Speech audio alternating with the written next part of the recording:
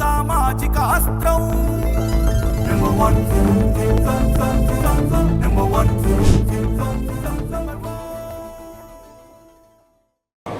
ముఖ్యంగా మూడవ ప్రపంచ తెలుగు మహాసభలకు సన్నాహక సమావేశాల్లో భాగంగా ఈరోజు ఈ లఘు చిత్ర పోటీలు పెట్టుతున్నటువంటి దీని సభాధ్యక్షులు గజల శ్రీనివాస్ గారిని, ముఖ్య అతిథులు యార్లగడ్డ లక్ష్మీప్రసాద్ గారిని, అలాగే శాసనసభ్యులు, స్థానిక శాసనసభ్యులు వీరందరినీ కూడా వేదిక మీద ప్రతి ఒక్కరిని కూడా హృదయపూర్వక నమస్కారాలు తెలియజేసుకుంటూ, ఇది గజల శ్రీనివాస్ గారు చేస్తుంది ఒక మహాయజ్ఞం.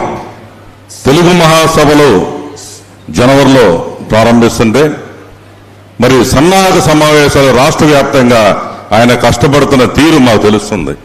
ఎక్కడో వైజాగ్లో, అటు ఖమ్మంలో, ఇక్కడ గుంటూరులో, విజయవాడ ఆయన అహర్నిశలు దానికోసమే కష్టపడుతున్న తీరు మాకు ఎప్పుడెప్పుడు చూస్తూనే ఉన్నాం. మరి యార్లగడ్డ లక్ష్మీప్రసాద్ గారు అంటే తెలుగు భాషను కాపాడుతున్న మహోన్నతమైన వ్యక్తి. అందరూ కూడా ఒకసారి గట్టిగా యార్లగడ్డ లక్ష్మీప్రసాద్ గారికి మనం చప్పట్లు కొట్టాలి. అలాంటి వాళ్ళు దొరకడం అరుదు. మరి ఆ తర్వాత ఆయన తరాన్ని తయారు చేస్తున్నారు.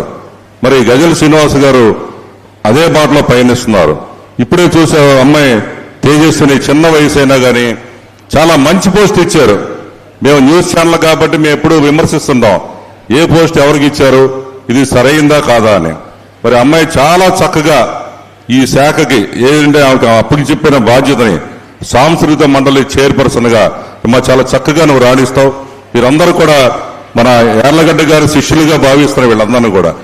మరి రాబోయే తరాలకి ఒక మంచి బాసటని వేస్తున్న మీ అందరూ కూడా హృదయపూర్వకంగా నమస్కారాలు తెలియజేసుకుంటూ, మరి మా #1 న్యూస్ ఛానల్ ఇప్పుడు ఇది కూడా లైవ్ టెలికాస్ట్ ఇస్తున్నాం.